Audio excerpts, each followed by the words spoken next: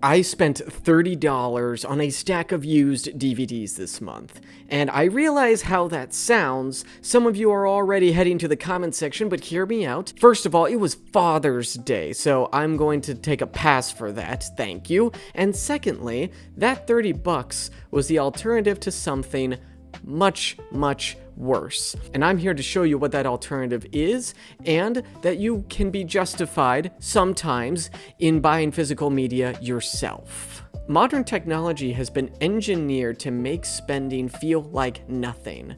You swipe, you tap, it's over. You don't feel a thing. And that's the problem. These companies have spent billions removing every barrier between you and your money. One-click buy, auto-renew, tap to pay. The easier they make it, the less you notice and the more you spend.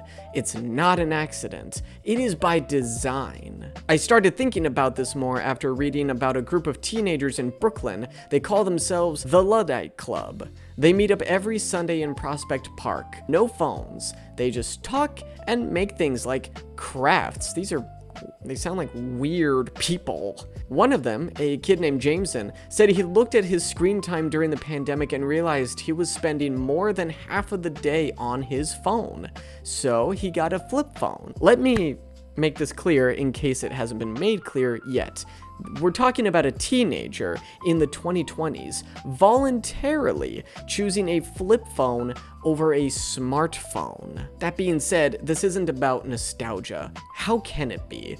These kids didn't grow up during the era of flip phones, or at the very least, some of them weren't old enough to have flip phones in the first place. No, this is about something else. Every time a company removes a step between you and your spending, you pay for it. Not just with money, but with control. Subscriptions are the ultimate version of this. You pay forever, you don't actually own anything, and you barely notice because it's, what, $12 a month? 20 if it's Netflix or Disney Plus? But multiply that across 6 or 7 subscriptions, and suddenly you're bleeding $100 or even more dollars a month for things you barely use. I went through this myself. I looked at my bank statement and I noticed how many subscriptions we had, more than half of which we barely used. Most of the time I spend on Netflix is scrolling through stuff but not picking anything. And don't tell me that you've never done that before, because at some point we all have. In the end, this isn't frugality.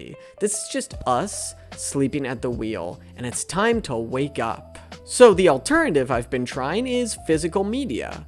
I know, I hear those keyboards. You're thinking, but Forrest, if you say we're wasting money on subscriptions, how does buying physical media make it any better? Here's the thing about physical media. I can walk into a secondhand video store with $20 and walk out with several DVDs that not only will I get rid of, but I won't want to get rid of them. They don't disappear when a licensing deal expires. They don't need a Wi-Fi connection. And, this is the best part, I'll actually watch them because it's stuff that I'm passionate about. When you put a DVD in, you're committed. There's no algorithm suggesting the next thing. No autoplay pulling you into episode 7 of something you only think is okay. You watch the thing, then it's over. Time to get up and go do something else. The difference between streaming and owning isn't just about money. It's about whether you're in control or the algorithm is. And I'd rather be the one in control. But here's the thing. And I know some of you are going to tell me anyway. Physical media can become its own trap. I will acknowledge that. There, I beat you to it. It's easy to swap one mindless habit for another. Just because DVDs are $2 at the thrift store doesn't mean you need 40 of them.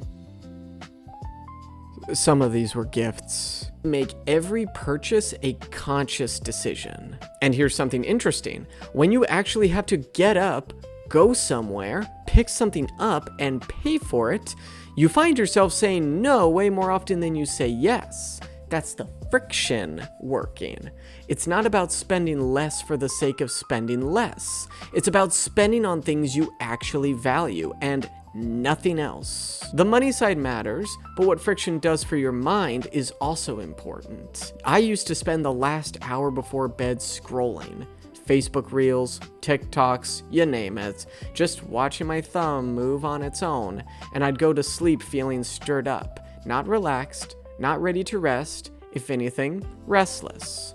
So I cut Facebook completely, I limited TikTok, and suddenly that last hour of the day was mine again. I started reading, I started working on my novel, I started actually winding down instead of just numbing out on the couch. Friction isn't just about protecting your wallet, it's about protecting your attention, your creativity, and your peace.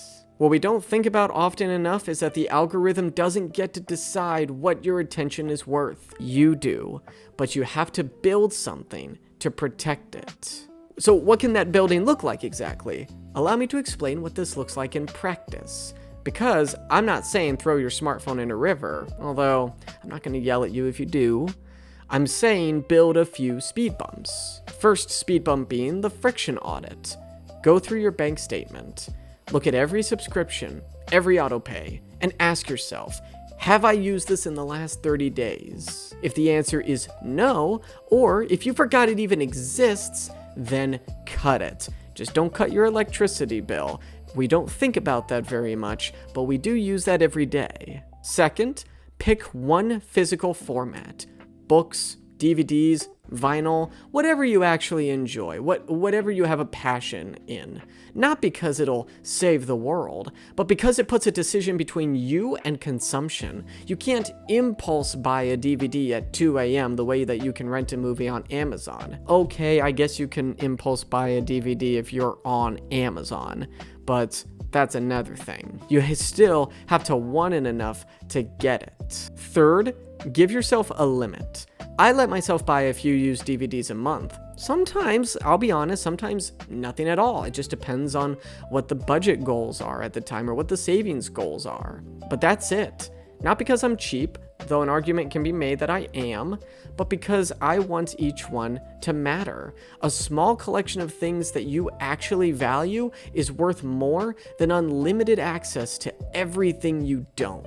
My wife and I pulled out an old PS2 a while back and started playing Kingdom Hearts together.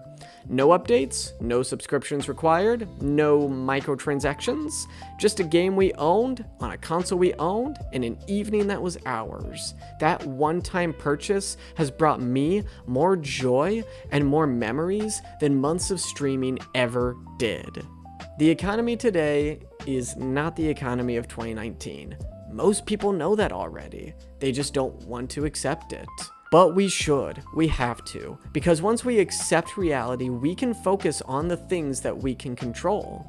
And one of those things is how much friction we allow between ourselves and our spending, ourselves and our screens, ourselves and an algorithm that would love nothing more than to keep us scrolling forever. The goal isn't to live like it's 1995, my birth year, by the way. It's to build just enough friction that you stop letting the digital economy decide what your life is worth.